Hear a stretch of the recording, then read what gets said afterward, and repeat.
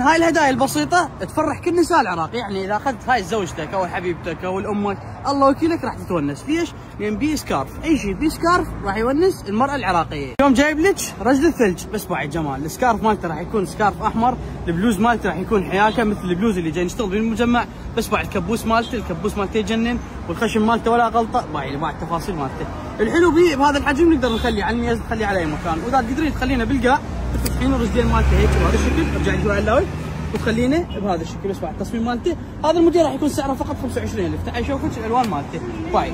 بس بعد السكارف مالته السكارف ولا غلطه، بعد البدي والبلوز حياكه يجنن. بعد الترتيب مالته تفتحينه هيك تقدرين تخلينه على الميز او تخلينه اي مكان.